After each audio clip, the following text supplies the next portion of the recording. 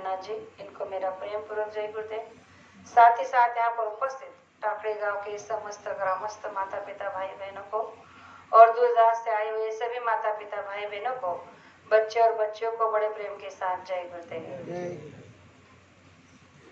आज का सत्संग क्यों रखा है, इसका निमित्त हम सबको पता चल चुका है कि हमारे जो गुरु भाई हैं बालकृष्ण पाटिल जी, उनके यहाँ उनके पोते का आज जन्मदिन है। प्रियांश उसका नाम है। प्रियांश का जन्मदिन है तो कहा जाता है कि हमारे महाराष्ट्र के संत जो तुकाराम महाराज है, उन्होंने कहा है अपने एक काव्य में, एक अभंग में, कि कुड़ी कन्या पुत्र होती जी सात्वक्य तयाच हरिक वाटे देवा गीता भागवत करित श्रवण अखंड चिंतन विठोबाचे। मराठी में अभंग है, उसमें कहा गया है कि जिस स्कूल में ऐसे बच्चे या बच्चियां जन्म लेती हैं जिनके आने के उपलक्ष्य में ऐसे महान संत महात्माओं का सत्संग कीर्तन प्रवचन का कार्यक्रम रखा जाता है, किया जाता है, तो उनके वजह से कुल का जो है उद्धार हो जाता है। तो आज इन प्रेमियों ने बहुत दिनों से ये इच्छा रखी थी। उसकी मम्मी ने कहा कि जब हम सत्संग में आए थे मंगरूर में, रक्षाबंधन का कार्यक्रम था, 5 साल पहले की बात है। उसने कहा था कि उसी दिन हमने संकल्प लिया था कि अगर वो प्रेग्नेंट थी, उस समय बताया था कि अगर हमें लड़का हुआ तो हम सत्संग करवाएंगे। अब देखिए कि जब गुरु महाराज ने उनकी मनोकामना पूर्ण की है, तो उस मनोकामना को पूर्ण करने का हमारा संकल्प पूरा, जो हमने संकल्प लिया था, उस संकल्प को पूरा करने का आज का दिन ये सफल हुआ। तो प्रेमियों, जय गुरुदेव नाम इस संसार में हम सभी के लिए जगाया हुआ, सिद्ध किया हुआ पावरफुल नाम है। सबसे पहले आज एक बात बताना चाहती हूँ। बहुत दिनों के बाद यहाँ पर सत्संग हो रहा है। वैसे तो यहाँ पहले बहुत सत्संग होते थे, हमेशा यहाँ आना जाना रहा था, लेकिन आज एक बात याद आ गई। जो हमारी रिश्तेदार है, हमारी खटुताई, वो हमेशा यहाँ सत्संग करवाती थी। तो मेरी सत्संग की शुरुआत इसी गांव से, इसी भूमि से हुई है। सर, पहली बार सत्संग मैंने यहीं पे किया था, इसी भूमि से सत्संग को शुरुआत की थी। आज 18 साल पूरे हुए हैं और गुरु महाराज की दया देखो कि आज तक उनकी दया एक जर्रे, एक मात्रा भी कम नहीं हुई है, दिन ब दिन बढ़ती गई है।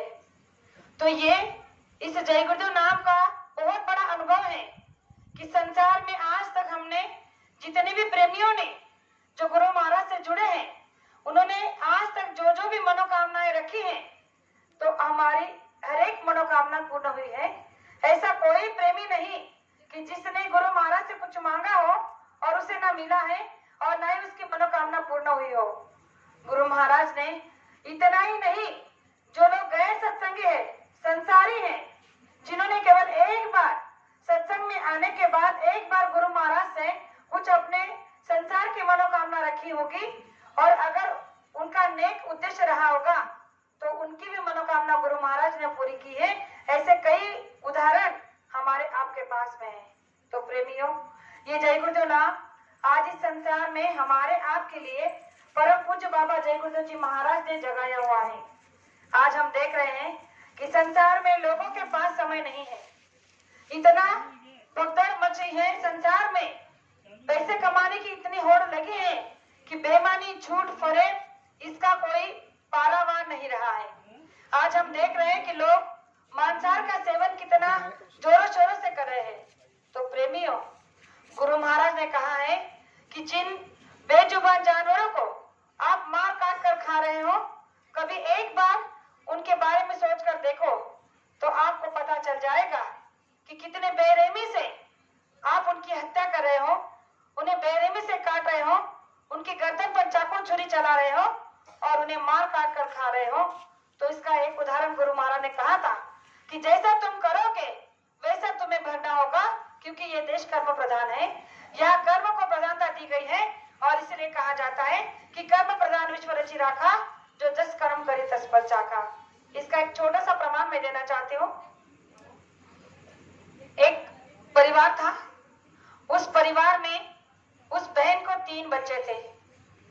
बड़ा बच्चा 5 साल का था, छोटा बच्चा 3 साल का था और उससे छोटा बच्चा 7-8 महीने का था। अब उस परिवार में रोज मांस आता था, जैसे कि उनके पति को मांस खाने की बड़ी आदत थी, तो 2 दिन में 2-4 दिन में या फिर 2-3 दिन बाद सप्ताह में ऐसे हमेशा वो अपने घर में मांस लाया करते थे। कभी मुर्गा लाते थे, कभी मछली लाते थे, कभी बनाया हुआ मांस लाते थे। तो इस तरह से वो लोग अपने घर में रोज जो है मीट मांस लाते थे और वो बच्चे उस कार्य को देखते थे।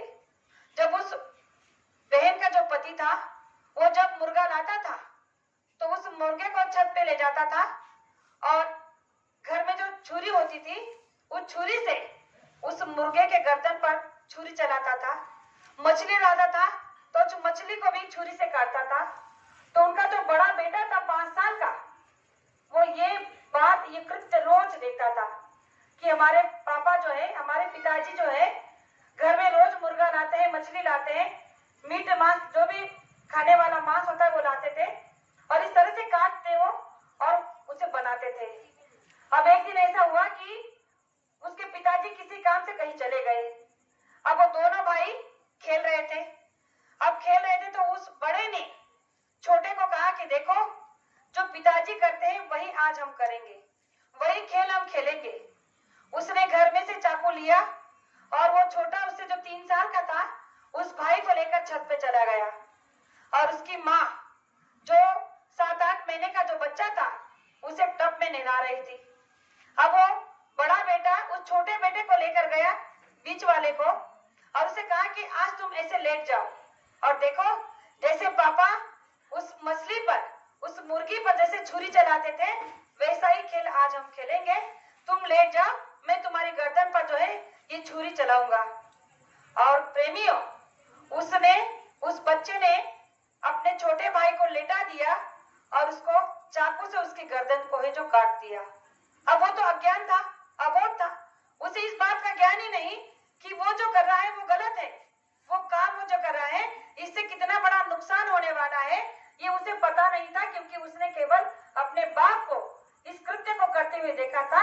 जो बेजुबान जानवर थे उनके साथ ये कृत्य करते हुए देखा था। उसने केवल खेल समझा और खेल खेल में अपने ही भाई की जान को ले लिया। अब जैसे ही भाई की गर्दन को काटा तो खून बहा और वो जोर से चिल्ला उठा। अब उसकी आवाज को, उसकी चीख को उसकी माँ ने जब सुना तो उसको लगा कि छत पर मेरे दोनों बच्चे हैं तो कुछ तो हुआ है। अब उसने जो हड़बड़ी में जो बच्चे को वो निला रही थी टब में, उस बच्चे को वही छोड़ दिया और भागते हुए जो है छत पे गई। तो उस बड़े बेटे ने सोचा कि अभी मम्मी आएगी और मुझे देखकर मारेगी, तो उसके डर से उसने छत से जो है छलांग लगा दी। अब उसने छलांग लगाते ही नीचे गिरा, गिरते ही उसका सर फट गया, वो वही खत्म हो गया। दूसरा बच्चा वही छत पर तड़प तड़प कर मर गया और तीसरा जो टब में नहला रही थी जिसको वो छोड़कर भाग गई, वो भी जब थोड़ी देर से आई तो वो छोटा बच्चा भी टब में पानी में डूबकर मर गया। इस कहानी को गुरु महाराज ने सुनाते हुए कहा कि जो कृत्य, जो कार्य हम करते हैं अपने बच्चों के सामने, तो बच्चे इसका अनुकरण करते हैं, चाहे वो अच्छा हो या बुरा। अगर आप अच्छा कार्य करोगे, अगर आप अपने घर में बैठोगे, ध्यान भजन सुमिरन करोगे, तो बच्चे देखेंगे कि हमारे माँ बाप जो है कुछ ओढ़कर, चद्दर ओढ़कर, रुमाल ओढ़कर, माला लेकर बैठते हैं तो कुछ तो करते हैं। तो इस कार्य को देखकर जब वो देखते हैं रोज रोज, तो एक दिन वो भी माला लेकर बैठते हैं और वो भी सुमिरन करना सीखते हैं। जो तुम करोगे वही बच्चे करेंगे। तो गुरु महाराज ने कहा कि एक ही झटके में पूरा परिवार जो है तहस नहस हो गया, बर्बाद हो गया। किस लिए? केवल मांस की वजह से।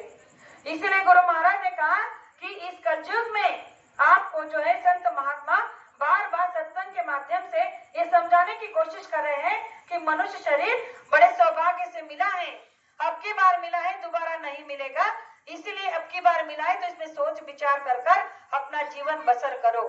अपनी पत्नी, माँ बाप, बच्चों के साथ में ऐसा जीवन व्यतीत करो कि संसार के लोग देखकर ये कहे कि देखो कितना अच्छा परिवार है, इस परिवार में कभी ना झगड़ा, ना कलह, ना कलेश, कितना संस्कारी आज्ञाकारी परिवार है कि परिवार में दिन रात भगवान का नाम स्मरण होता है, उनका भजन कीर्तन होता है।